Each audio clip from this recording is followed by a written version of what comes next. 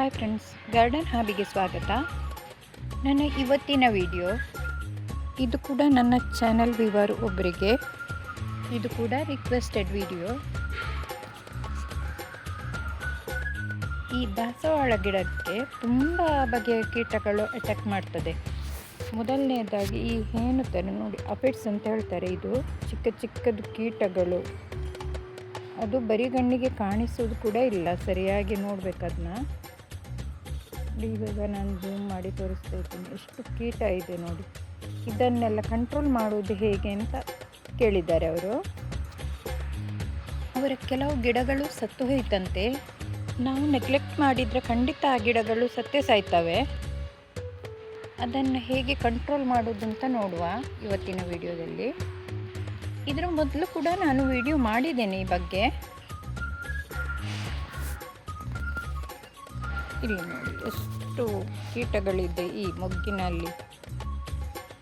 ಸರಿ ನೋಡಿದರೆ ಕಾಣೋದಿಲ್ಲ, ಸರಿಯಾಗಿ ನೋಡಬೇಕು ಇದನ್ನೆಲ್ಲ. ನಾನಿಲ್ಲಿ ಬಟ್ಟೆ ತೊಳೆದ ನೀರಿಟ್ಕೊಂಡಿದ್ದೇನೆ. ಇದಕ್ಕೆ 3 ಅಥವಾ 4 ಡ್ರಾಪ್ಸ್ ಕಹಿಬೇವಿನ ಎಣ್ಣೆ, ನೀಮ್ ಆಯಿಲ್. ಇದು ಫರ್ಟಿಲೈಸರ್ ಅಂಗಡಿಯಲ್ಲಿ ಸಿಗ್ತದೆ. ತುಂಬ ಹಾಕಬಾರ್ದು, 3 ಅಥವಾ 4 ಹನಿ ಅಷ್ಟೇ. ಇವಾಗ ಇದನ್ನು ಚೆನ್ನಾಗಿ ತಿರುಗಿಸಿ ಸ್ಪ್ರೇ ಬಾಟ್ಲಿಗೆ ಹಾಕ್ಕೊಳ್ಬೇಕು ಇದನ್ನು. ಈಗ ಯಾವ ಗಿಡದಲ್ಲಿ ಅಟ್ಯಾಕ್ ಆಗಿದೆ ಆ ಗಿಡಕ್ಕೆ ಚೆನ್ನಾಗಿ ಸ್ಪ್ರೇ ಮಾಡಬೇಕು. ಇದು ಗಿಡದ ಬುಡಕ್ಕೆ ಬಿದ್ದರೂ ತೊಂದರೆ ಇಲ್ಲ, ಏನು ಪ್ರಾಬ್ಲಮ್ ಆಗೋದಿಲ್ಲ.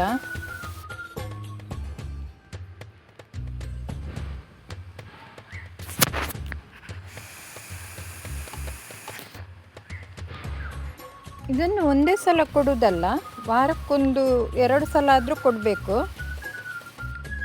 ಹೀಗೆ ಒಂದು 2-3 ಸಲ ಕೊಡುವಾಗ ಎಲ್ಲ ಕೀಟಗಳು ಸತ್ತೋಗ್ತವೆ.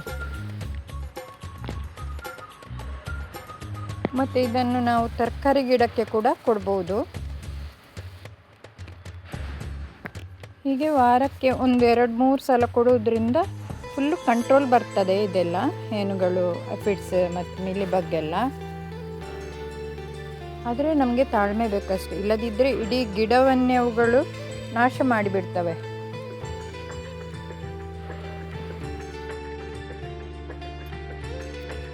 ಈ ಡೇಲಿಯಾದಂಥ ಸೆನ್ಸಿಟಿವ್ ಗಿಡಗಳಿಗೆ ಕೂಡ ಇದನ್ನು ಕೊಡ್ಬೋದು ಮೊಗ್ಗಿಗೆ.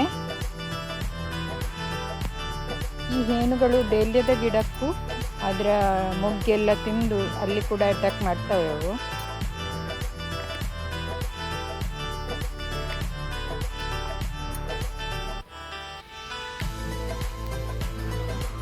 ಇವಾಗ ನೋಡಿ, ಎಲ್ಲ ಗಿಡಗಳಿಗೆ ಸ್ಪ್ರೇ ಕೊಡ್ತಾ ಬರಬೇಕು. ಈಗ ಕೆಲವು ಗಿಡಗಳಲ್ಲಿ ಇರುವುದಿಲ್ಲ, ಆದರೆ ಕೂಡ ನಾವು ಕೊಡಬೇಕು, ಯಾಕಂದರೆ ಒಂದರಿಂದ ಒಂದಕ್ಕೆ ಹರಡ್ತದೆ ಅದು.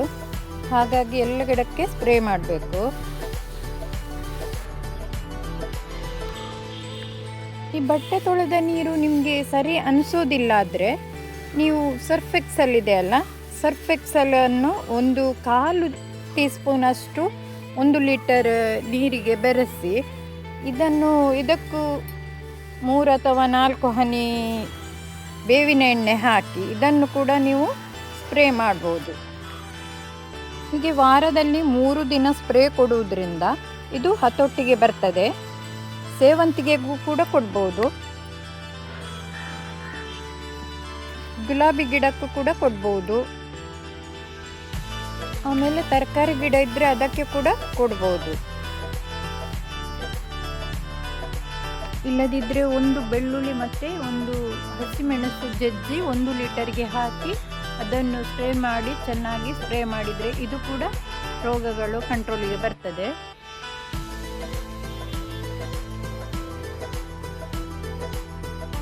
ನಿಮಗೆ ನನ್ನ ಇವತ್ತಿನ ವಿಡಿಯೋ ಇಷ್ಟವಾಗಿದ್ದರೆ ಲೈಕ್ ಮಾಡಿ, ಶೇರ್ ಮಾಡಿ, ಹೊಸಬರಾಗಿದ್ದರೆ ಸಬ್ಸ್ಕ್ರೈಬ್ ಮಾಡಿ. ಹಾಗೆ ಪಕ್ಕದಲ್ಲಿರೋ ಬೆಲ್ ಐಕಾನ್ ಒತ್ತೋದನ್ನು ಮರಿಬೇಡಿ. ಹಾಗೆ ನಿಮ್ಮ ಅಭಿಪ್ರಾಯಗಳನ್ನು ತಪ್ಪದೇ ಕಮೆಂಟ್ ಮಾಡಿ. Thank you.